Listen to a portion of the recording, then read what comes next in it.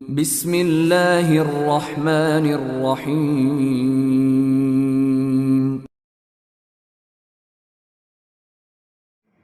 Assalamualaikum warahmatullahi wabarakatuh.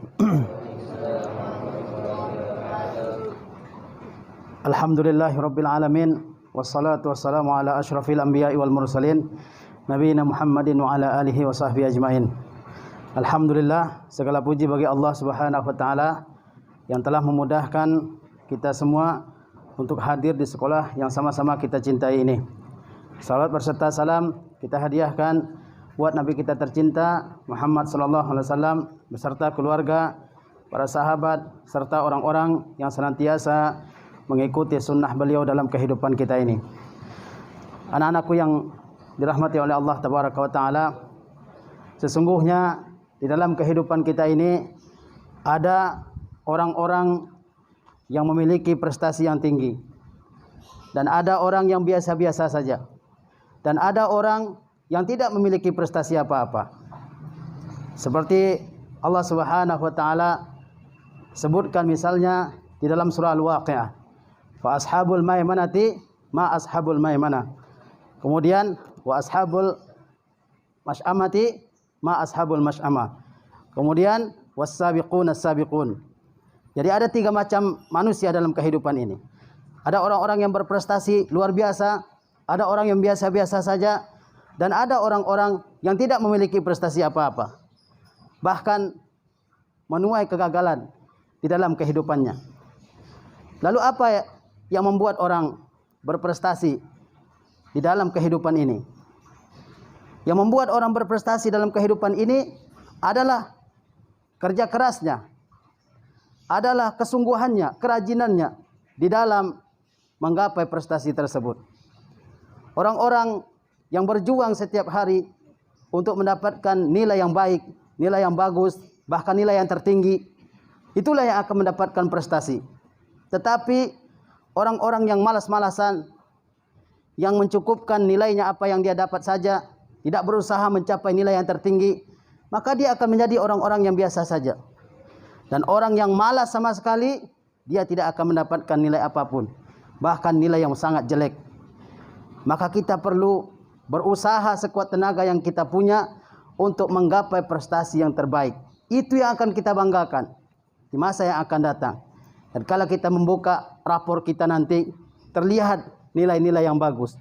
Tetapi kalau yang terlihat adalah nilai-nilai yang jelek, di bawah KKM misalnya, maka kita akan sangat enggan untuk membuka rapor kita. Enggak ada yang mau dibanggakan. Kita semua mengetahui sebuah pepatah, man zara'a hasada. Barang siapa yang menanam, dia akan memetik. Kita tanam prestasi hari ini dengan kesungguhan kita, maka kita akan memetik nilai yang bagus. Maka pada kesempatan yang berbahagia ini, saya akan menyampaikan beberapa pesan-pesan untuk santri MTS An-Najah, baik ikhwan maupun akhwat, terkait dengan ujian yang ada di depan mata kita. Pertama, di dalam menghadapi setiap ujian, baik itu ujian di sekolah maupun ujian di dalam kehidupan, pertama kita harus melihat dan menyadari bahwasanya ujian itu merupakan suatu tahap agar kita mencapai tingkatan yang lebih baik lagi. Kita semua tidak akan mengetahui bagaimana prestasi kita atau kemampuan kita di dalam belajar, kecuali setelah kita melakukan ujian, mengikuti ujian. Baru kita tahu di situ kemampuan kita yang sebenarnya. Kemudian hendaklah kita bertakwa kepada Allah Subhanahu wa taala, menjalankan setiap yang Allah perintahkan dan menjauhi setiap yang Allah larang. Bukankah kita mengetahui sebuah ayat di dalam Al-Qur'anul Karim bahwa orang yang bertakwa akan Allah berikan kemudahan. Wa may yattaqillaha yaj'al lahu min amrihi yusra. Barang siapa yang bertakwa kepada Allah, Allah akan jadikan urusannya menjadi mudah. Bertakwa kepada Allah, jalankan perintah Allah, jauhi larangan Allah, insyaallah Allah Subhanahu wa taala akan memberikan kemudahan bagi kita di dalam menempuh ujian ini. Dalam ayat lain Allah mengatakan, wattaqullah wa yu'allimukumullah. Bertakwalah kalian kepada Allah, Allah akan berikan kalian ilmu. Kemudian di dalam menghadapi ujian ini, kita perlu berdoa dengan serius. Kita perlu mengiba di dalam berdoa kepada Allah Subhanahu wa taala. Ud'uni astajib lakum. Berdoalah kalian kepadaku, maka aku akan mengabulkan doa kalian, kata Allah tabaraka wa taala. Kemudian selanjutnya kita perlu berbakti kepada kedua orang tua kita. Dan ingatlah kita semua bahwasanya di antara doa yang mustajab adalah doa kedua orang tua kita.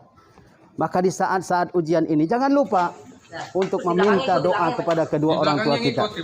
Bukankah kita mendengar sebuah hadis dari Rasulullah SAW di mana beliau mengatakan, "Salasu da'awatin mustajabat." Ada 3 macam doa yang mustajabah, yang dikabulkan dan didengar oleh Allah Subhanahu wa taala. Salah satunya adalah da'watul walid liwaladihi, doa orang tua untuk anaknya. Maka jangan lupa kita semua meminta kepada kedua orang tua kita agar mereka mendoakan kita yang sedang menempuh ujian ini. Yakinlah kita bahwa doa orang tua kita untuk kita itu adalah doa yang tulus, doa yang ikhlas. Minta doa kepada mereka agar Allah Subhanahu wa taala berikan kita kemudahan di dalam menempuh ujian ini. Kemudian kita harus berbaik sangka kepada Allah Subhanahu wa taala. Husnuzan billah, berbaik sangka kepada Allah Subhanahu wa taala. Tidak ada ujian yang Allah timpakan kepada hambanya kecuali ujian yang sesuai dengan kemampuan hamba tersebut. Dan tidak ada ujian di sekolah yang akan diberikan oleh guru kecuali ujian yang sesuai dengan apa yang telah dipelajari oleh muridnya. Berbaik sangka kepada guru kita yang telah mengajari kita selama ini. Dan kita harus yakin dalam hati kita bahwa ujian itu hanya sesuai dengan apa yang telah diajarkan. Tidak akan keluar dari materi yang telah diajarkan oleh guru kita. Kemudian anak-anakku yang dimuliakan oleh Allah Subhanahu wa taala, tatkala sedang menghadapi ujian, la taqlaq wa la takhaf. Jangan kamu tegang, jangan kamu takut dengan soal-soal yang ada di hadapan matamu. Sesungguhnya ketegangan itu, ketakutan itu sering kita lihat merupakan sebab lupanya seseorang akan ilmu. Hadapi dengan santai. Hadapi dengan wajar saja, dengan biasa saja. Maka insya-Allah ilmu yang telah kita hafal, ilmu yang telah kita ingat-ingat dalam kepala kita akan keluar ketika kita menghadapi ujian. Kemudian ketika sedang menempuh ujian ini, maka jangan sekali kita berteman dengan teman-teman yang malas. Teman-teman yang akan membuat kita menjadi malas di dalam menghafal dengan banyaknya godaan dari teman kita tersebut. Misalnya kita diajak bermain, diajaknya kita istirahat sebentar misalnya, diajaknya pergi refreshing, tetapi itu melupakan kita dari ujian yang sedang kita hadapi. Yahzaru suhbata qurana isu. Berhati-hatilah kalian dari berteman dengan teman-teman yang membuat kita lupa dengan misi kita, dengan kewajiban kita semua. Kemudian anak-anakku yang dimuliakan oleh Allah Subhanahu wa taala, sesungguhnya teman ini akan menjadi penentu dalam kehidupan seseorang. Orang-orang yang berteman dengan orang-orang baik akan mendapatkan kebaikan dalam kehidupannya. Tetapi orang-orang yang berteman dengan orang yang malas juga akan menjadi orang-orang pemalas dalam kehidupannya. Padahal kita semua mengetahui bahwa tidak ada sesuatu yang mudah dalam kehidupan ini. Sekarang mungkin kita merasa sesuatu atau segala sesuatu mudah untuk kita dapatkan karena ada kedua orang tua kita. Tetapi dalam kehidupan kita di masa yang akan datang, tidak ada yang mudah untuk kita dapatkan. Kita akan mendapatkan sesuatu setelah berjuang dengan tenaga, kemampuan, pikiran, ilmu pengetahuan yang kita punya. Kemudian di masa ujian ini jangan pernah begadang. Jangan sampai tidur larut malam. Lebih baik bangun pagi daripada tidur larut malam kemudian paginya tertidur. bangun setelah salat subuh, setelah waktu subuh berkumandang misalnya. Itu akan membuat apa yang telah kita hafal dari tadi malam akan lupa semuanya dalam kepala kita. Saya sendiri pernah punya pengalaman demikian. Tatkala saya belajar di tingkat pertama di Al-Azhar, saya menghafal dari sore sampai jam 2 malam. Besoknya tidak ada yang saya ingat dari buku yang telah saya baca itu. Padahal saya sudah baca 4 kali, 5 kali. Maka ketika ujian ini jangan sampai kita begadang. Mesti ada istirahat yang cukup. Supaya kita segar, supaya kita fresh. Dan besok paginya kita bisa menjawab soal-soal ujian dengan jawaban yang bagus. Kemudian ketika kita ujian, jangan pernah kita mencontek jawaban teman kita. Percaya kepada diri sendiri. Jawab dengan diri kita sendiri. Fikirkan jawabannya dengan otak yang ada pada kita. Jangan pakai otak orang lain. Rasulullah SAW bersabda, "Man ghasyana falaisa minna." Barang siapa yang menipu kami, dia bukan termasuk golongan kami, kata Rasulullah SAW. Jawab dengan kemampuan kita sendiri. Lihat pertanyaan itu baik-baik. Perhatikan pertanyaan tersebut. Itu yang akan membuat kita menjadi orang-orang yang punya kemampuan dalam kehidupan kita ini. Tetapi kalau kita nanya ke kiri dan ke kanan, mungkin jawaban teman kita itu juga bukan jawaban yang benar. Sehingga kita juga ikut terjerumus ke dalam jawaban-jawaban yang tidak tepat. Maka pikirkan sendiri jawabannya. Jangan pakai otak orang di dalam menjawab pertanyaan tersebut. Kemudian setelah kita ujian, maka tidak perlu lagi dilihat ujian yang telah berlalu itu. Biarkan. Fokus kepada ujian yang ada di depan mata kita. Kemarin saya ikut ujian ini dan saya salahnya segini. Itu yang dipikirkan seharian. Padahal besok masih ada ujian. Padahal besoknya masih ada ujian lagi. Apa yang telah berlalu, biarkan berlalu. Fata ma fata, wala ya'udu man mata. Yang berlalu, biarkan berlalu.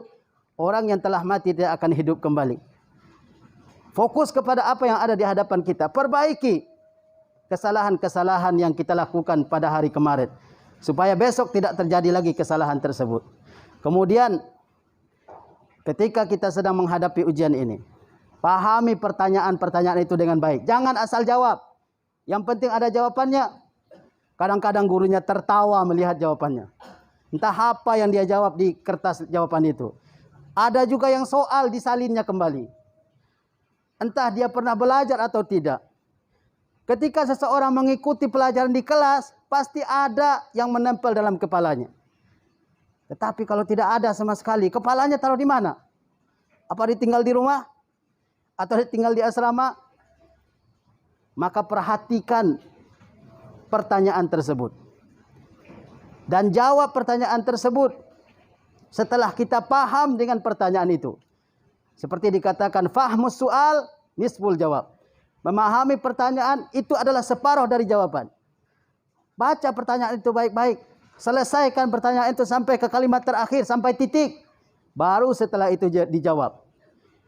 Karena menjawab soal itu sama dengan menjawab pertanyaan di dalam kehidupan sehari-hari. Antum jangan jawab pertanyaan orang sebelum dia selesai berbicara, menyampaikan pertanyaannya. Begitu juga dalam ujian. Jangan jawab pertanyaan sebelum sampai ke akhir kalimat. Pahami dengan baik-baik. Baca sekali, 2 kali. Apalagi pelajaran-pelajaran yang sulit. Seperti bahasa Inggris, bahasa Arab, Nahwu, dan seterusnya. Maka pahami pertanyaan itu. Kita penting mencamkan dalam diri kita bahwa fahmus soal, nisful jawab. Memahami pertanyaan itu sudah merupakan separuh dari harapan, dari jawaban. Kemudian, tidak boleh terburu-buru di dalam menjawab pertanyaan. Jangan terburu-buru. Al-ajalatu minasyaitan wa ta'anni minar rahman.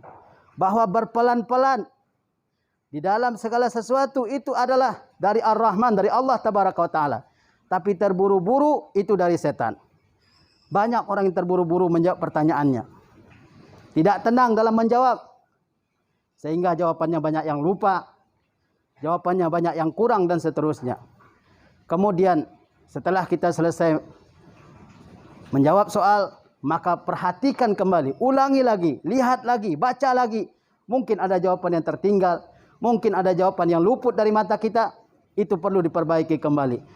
Kemudian terakhir, hendaklah kita berdoa kepada Allah Subhanahu wa taala agar Allah Subhanahu wa taala memberikan hasil yang maksimal kepada kita setelah kita menempuh berbagai macam kesulitan di dalam menghadapi ujian ini. Bahwasanya ujian itu adalah hanya merupakan suatu tahap dalam kehidupan kita ini. Untuk apa ada ujian? Supaya kita jadi lebih baik lagi. Supaya kita jadi lebih baik lagi di masa yang akan datang. Ujian bukan untuk menjatuhkan kita. Ujian juga bukan untuk mengetahui siapa yang terhebat. Tapi ujian itu untuk menentukan bahawa siapa yang lebih baik di masa yang akan datang. Mungkin ini pesan-pesan yang perlu saya sampaikan kepada para santri dan santriwati sekalian. Mudah-mudahan Allah Subhanahu wa taala memberikan kemudahan bagi kita di dalam menempuh setiap ujian yang akan diadakan di sekolah kita ini. Wassallallahu ala nabiyina Muhammad wa ala alihi wa sahbihi wasallam. Wassalamualaikum warahmatullahi wabarakatuh.